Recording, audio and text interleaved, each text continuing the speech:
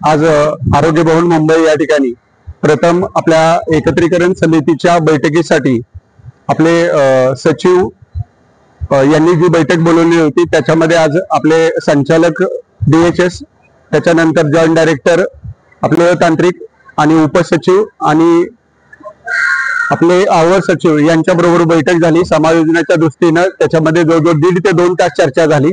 त्यांनी जे काही पर्याय ठेवलेले होते त्या पर्यायाच्या अनुषंगानं आणि 14 मार्चचा जो GR आहे त्या GRच्या अनुषंगानं आपण शासनाला हेच कळवलेलं आहे की आमच्या समायोजनाच्या ऑर्डर जोपर्यंत पडत नाहीत किंवा समायोजनाच्या नियुक्ती आदेश जोपर्यंत निघणार नाहीत तोपर्यंत आपण हा संप कोणत्याही परिस्थितीमध्ये माघारी घेणार नाही।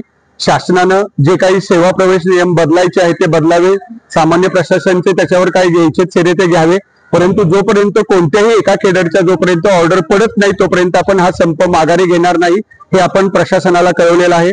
त्याच्यानंतर आपल्या माननीय आयुक्त यांनी आपली त्या संबंधीची बैठक घेतली। माननीय आयुक्तांनीही त्याबाबत विनंती केली की संप माघारी घ्यावा, आम्ही बैठका लावतो, परंतु माननीय आयुक्तांनाही आपण याच पद्धतीने संदेश दिलेला आहे की जोपर्यंत समायोजनाच्या ऑर्डर शासनाकडून निघत नाही आणि कर्मचाऱ्यांचं समावेशन होत नाही तोपर्यंत हा जो आंदोलन जे आहे ते आंदोलन कोणत्याही जिल्ह्यामध्ये बंद केलं जाणार नाही।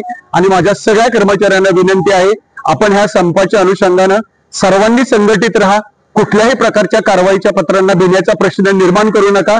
आज आपण 38,000 कर्मचारी एकत्र आहोत आणि एकत्रच राहू। कुठल्याही प्रकारची भीती, कुणीही कारवाईची भीतीचं जरी पत्र आलं तरी कुणीही भिवून या संपामध्ये माघार घेऊ नका।